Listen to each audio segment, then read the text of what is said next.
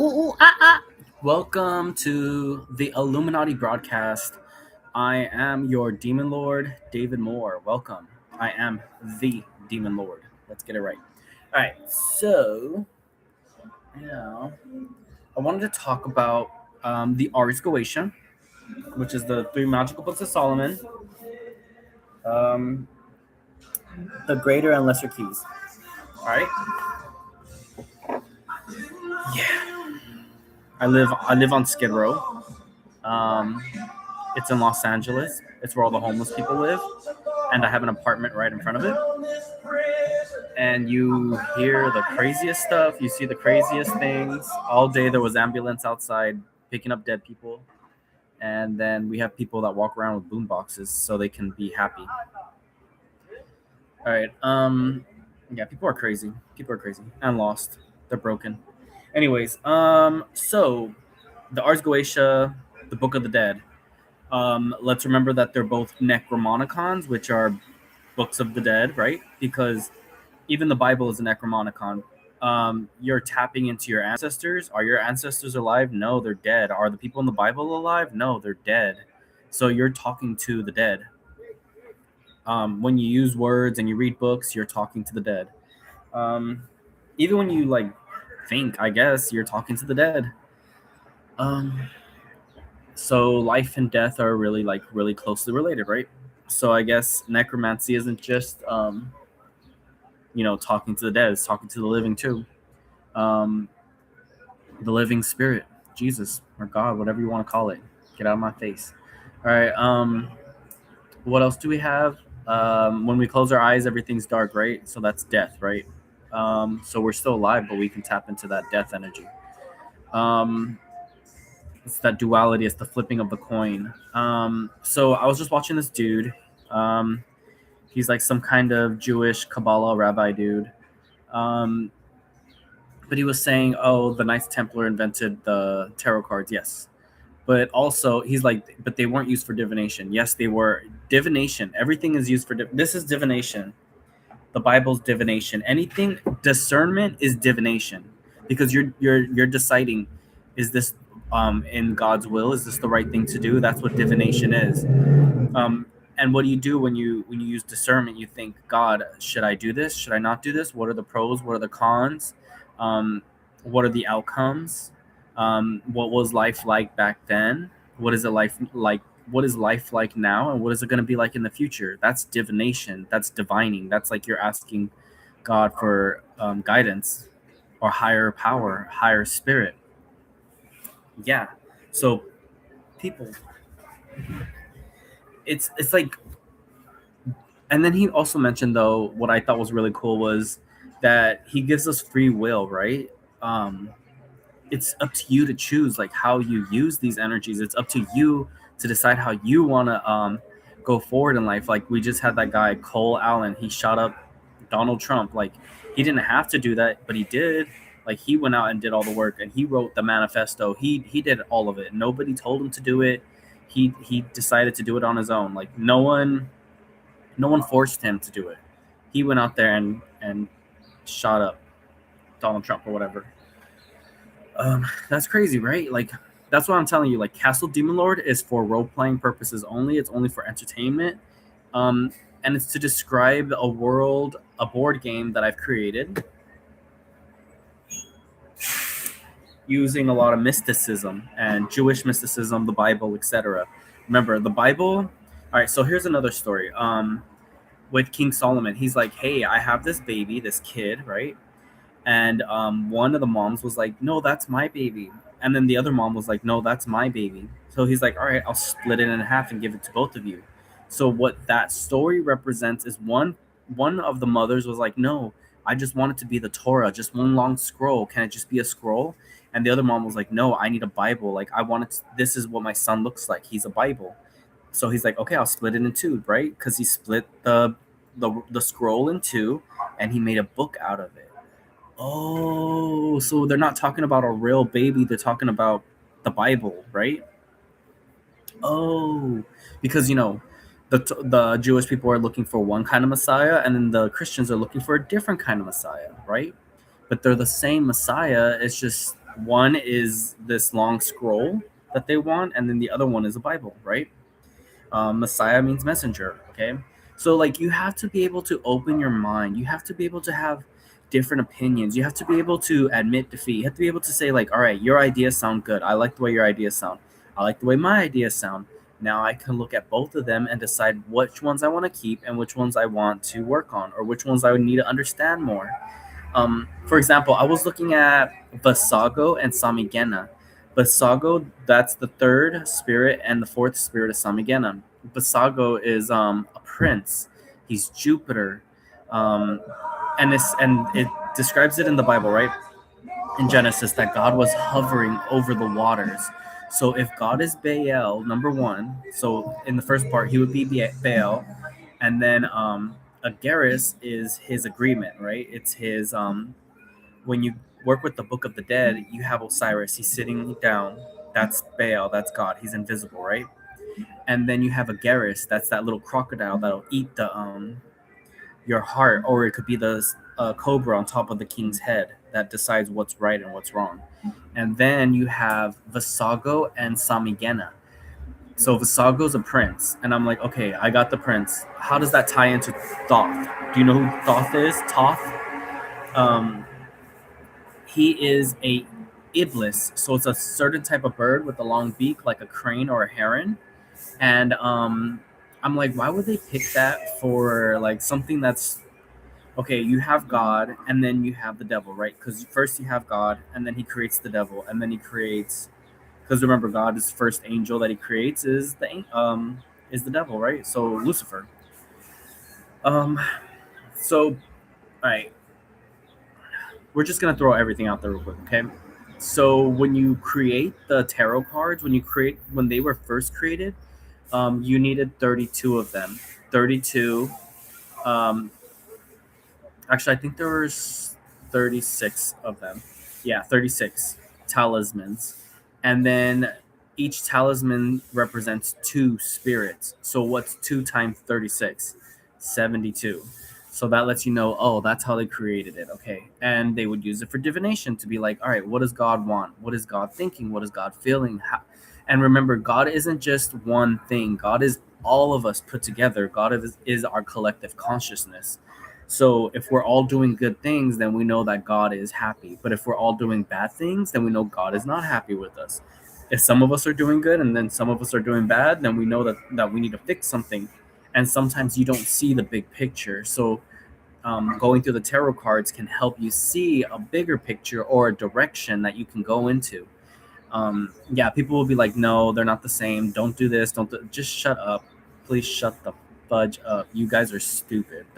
You don't study. You don't try. You don't even bother. You guys are you just do what other people tell you. You guys are robots. Worse than robots. Robots are cool. You guys are something else. You guys are like, Jesus Christ. I don't even want to talk about it because you guys, it's like the end of the world, the fiery pits of hell for all eternity. We don't even want to go that far in that direction. All right, so what we're looking forward to, all right? So we have the Ars Goetia, but also remember there's 73 canonical Bibles, chapters of the Bible in the Catholic Bible. Sure, they shorten it down to the Christian one to make it easier because they're like, well, we got to make it even easier because the Catholic one is for advanced readers only. If you're advanced, go into Catholic. If you're like a beginner and you don't really understand anything and you just want to trust God, go to Christianity because Christianity is just like, okay, God does it, Jesus does it, but there's no science behind it.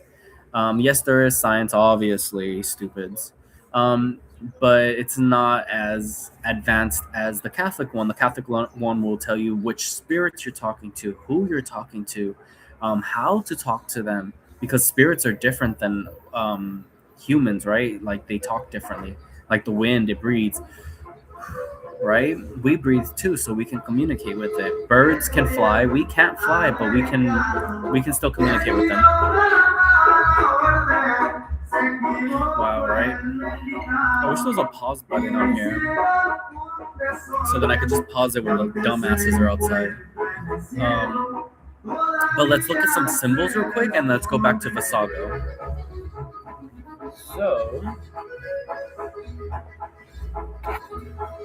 I don't even have to draw it out. Just go through my book, and there's pages of it.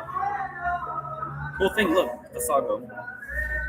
All right, so this is his sigil. This is Visago, and then this is obviously Jupiter, represents Thursday. Um, yeah. So if you look at the symbol for Jupiter, and then you look at like hieroglyphics, there's a feather. What does Thoth do? He writes things down with his feather on a scroll. He judges you. So that's what your brain does. It's always writing, it's always drawing, it's always thinking, it's always like planning out a story, it's always doing something. Um, so you're thinking. So when the Jewish dude on the TV, he was like, when you think, there's another thought, and then another thought, and then another thought. You're always using your brain. You're always thinking. You're always using thought. Your thoughts, right? So that's why it's called thought, right? And that's why it's a mirror and a reflection, because water reflects, so it's a mirror. But the moon is also a reflection as well. But Visago's a prince, so he's not necessarily the moon, he's more of the water. And his planet is Jupiter. And when you use planets, you're not thinking about the planets in the sky, like all the way up there. You're thinking about the planets on the Earth. There's planets on Earth. So Jupiter would be all the water, rivers, lakes, streams, puddles. Anything that's water is Jupiter, okay? And then silver would be the moon, Luna. And you obviously have the moon in the sky, so you can't really like separate that. But yeah, that's that. So yeah, it looks like a feather, Thoth, right? You write down, you scribe. And that was very important because now they could keep track of records and information in history. And you can judge people, and you can learn how to be a good person. Sure, people can talk to you and make you a good person, but now you can also go and get a scroll. Now you can write down laws. Now you can like create justice. Before you can have justice, but then you have to get everybody together and be like, hey guys, this is how the world works, and if you mess up, we have to hurt you, right? So yeah, Visago. And then you have who's the other guy? Samigena, which is Anubis. He's the Marquise. A Marquise means the moon, and he's a jackal, right? Like a dog. So when you look at the tarot card, you will see a dog howling at the moon. But then now we can kind of look at it, right? So if Visago are your thoughts, and Anubis, Samigena is your heart, you're bouncing these two together, right? So you're thinking, but your heart is deciding, like, okay, this is how I feel if you think about this. This is how I feel, and then you decide, do I want to feel this way or do I want to feel that way, or how do I want to feel? That's divination, right? You're divining, you're deciding, you're dividing whether or not it's a good idea. You got to think, right? Words have a really greater purpose, they have a greater meaning, and they have a way of interpretation and being able to create a narrative or help explain stories. And I'm sorry if I don't really do it the way you want, but this is Samigena's sigil. If you look at it, you can flip it over. You see that it looks kind of like a cup, right? But also it could be the well, let's do that part real quick. That could be right here. So this is what this is what the ephod looks like. And then if you look at the sigil, you'll notice there's a circle on the top and crosses at the bottom. And that's kind of what we have right here. The circle on the top, that chalice, and then the crosses right here, right? And you can even flip it over and do it that way too. And you'll have the circle here, the smile, and the crosses. Yeah. So just use your brain a little bit. But also, we know in the Book of the Dead, Anubis and Thoth are they're weighing you because you're in front of Osiris, right? So we can all be seen as Osiris because everybody is seen as an aspect of God, right? We're made in His image. So you're sitting down and you're thinking to yourself, am I a good person? And then you think about all the good things you do, and then your heart tells you, yeah, that was a good idea. We did do good things. Or if you think, oh, I did bad things, then your heart will be like, yeah, you did bad things. Do you feel bad? Do you feel guilty? And it bounces back and forth, you know? Um, so I guess the guy that went after Donald Trump, Cole Allen or whatever his name is, um, like he was saying in his manifesto, he's like, I know I'm doing the wrong thing, but I'm also doing the right thing, and I know I'm hurting people, but I still have to do it because nobody else is going to do it. And that's very interesting. So it's like you kind of have to be careful what you say, right? And careful what you do and what you manifest into the world. I would say, as a person, it's better to be honest and live the truth and speak your truth and just be real with yourself and others and be as authentic as you can. But also remember, you don't have to prove anything. So you don't have to like prove to people like, I'm God, or I believe in God, or this is how God thinks, or this is how me and God work. You can only like say your own truth, right? You can't just say like, hey, this is how it works for you and me. Like you have to be able to like be able to put up boundaries, be able to work around other people's boundaries. We're a community where we have to live together regardless whether we like it or not. But when you're a witch like me, you can kind of bypass all of that and jump into the next realm. And that's where the Book of the Dead comes in, because when you pass on to the next life, the afterlife, you have to go through a lot of tests and trials. And what do you have to do when you go to heaven? You have to go through tribulation. You have to be judged by God. God takes you aside apart from everyone and he judges you. And he says, this is what you did, and I'm going to decide if you're worthy or not. And a lot of Christians will say, well, God always forgives, and he will always forgive you. Jesus will always forgive you. And to a certain extent, it's true, but it's not entirely true, because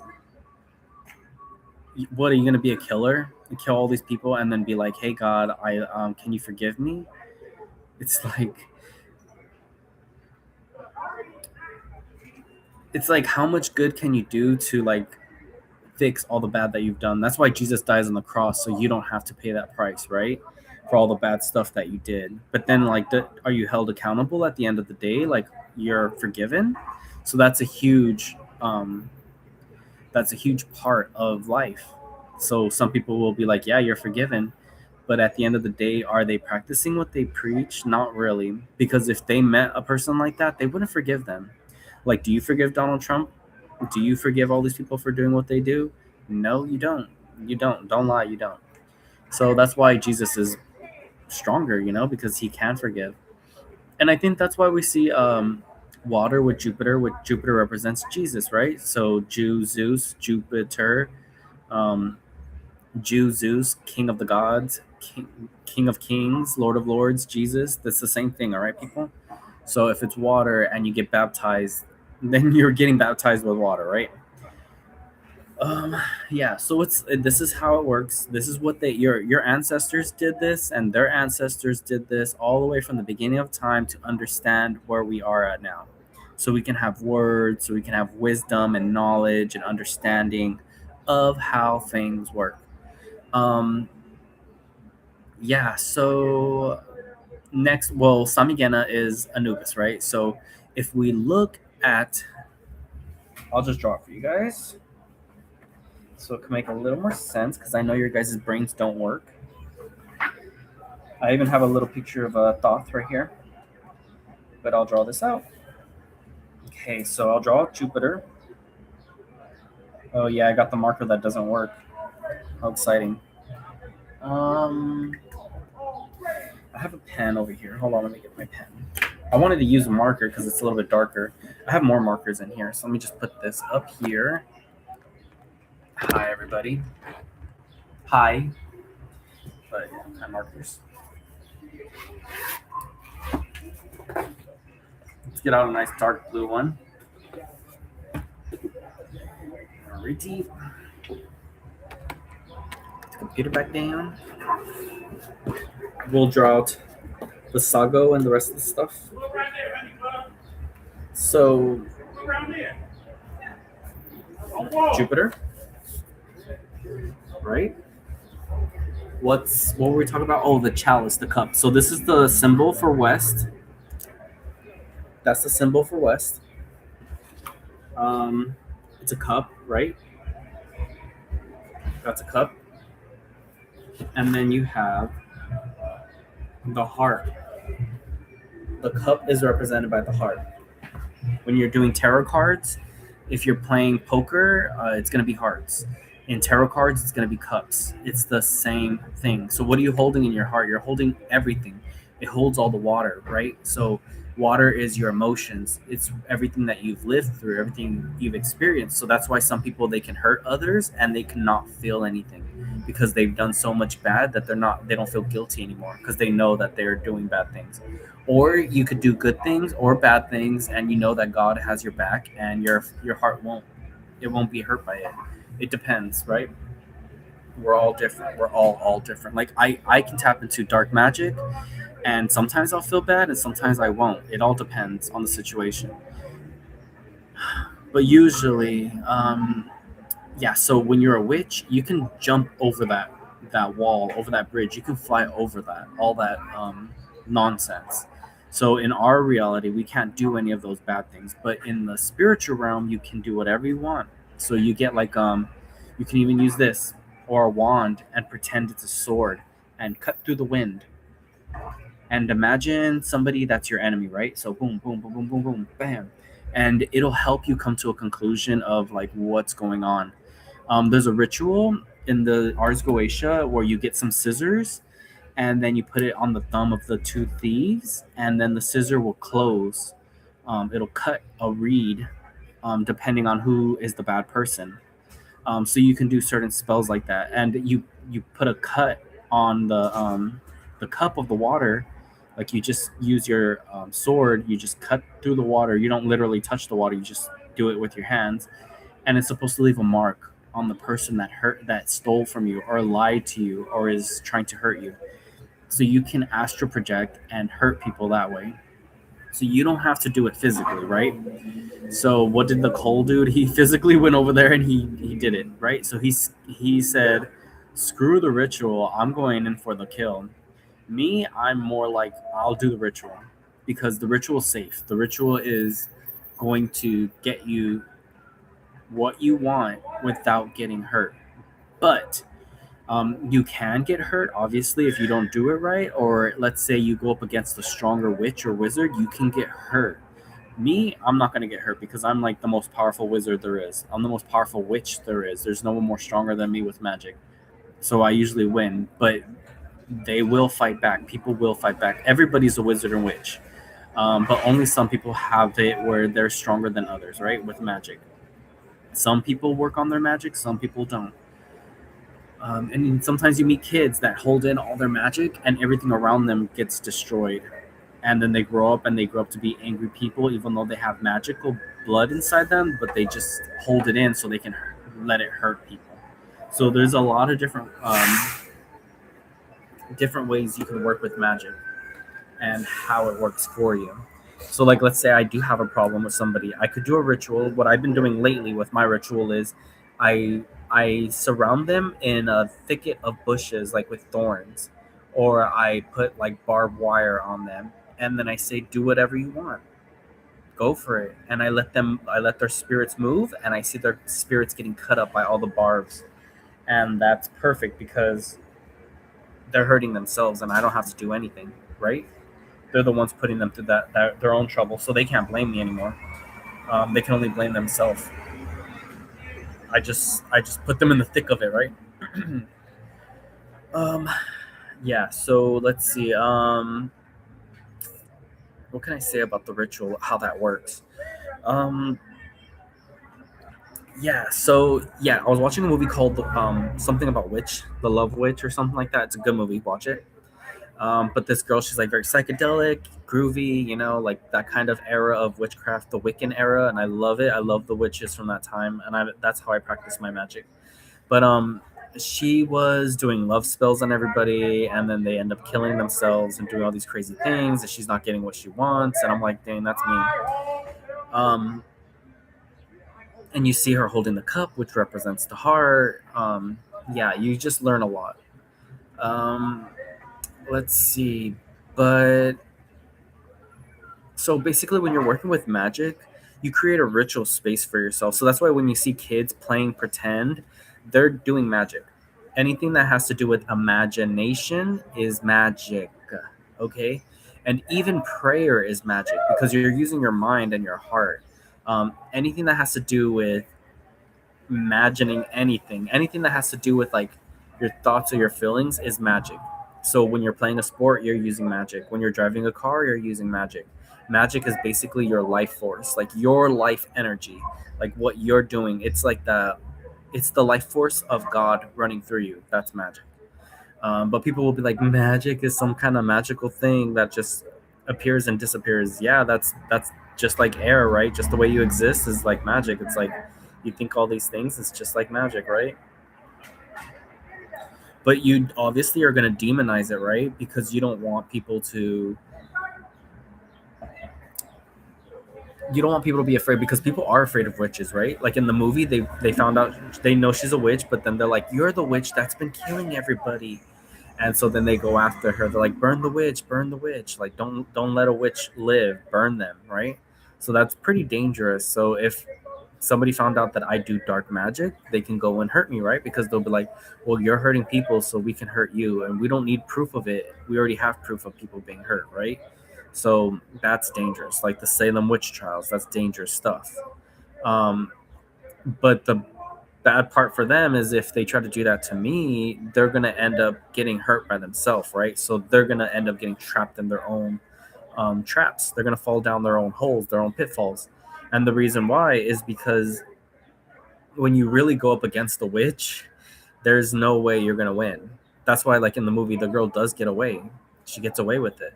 Um, and I'm glad that they let that happen, because it's like that's how a real witch works. A witch doesn't get caught. A real witch does not get caught. A real witch will not get caught. The fake witches will. They'll blame these fake witches, and then they'll be like, "Yeah, those are the ones," but that's not them. And the witches will keep doing what they do. Why? Because witches are powerful. Because they have the power to transcend whatever anybody says. So if there's a rule in the Bible and they said you can't do this, a witch can do that. And why? Because witches are high priests. And what are high priests? They work directly with God. So God allows them to do these things. God gives them the power to do these things. Do they always do it? No. Do they always follow God's will? No. Do they have their own ideas? Yes. Like it's all variable. Everything's a variable. Everything can go this way. Everything can go that way. Everything can go here. Everything can go there. Everything has an action and a reaction, right? So you can create you can customize. You can go here. You can go there. You can make anything you want. Yeah. Like let's see. I'm a Gemini, right? So a Gemini is a war sign. We're definitely seen as somebody that are more like cruel.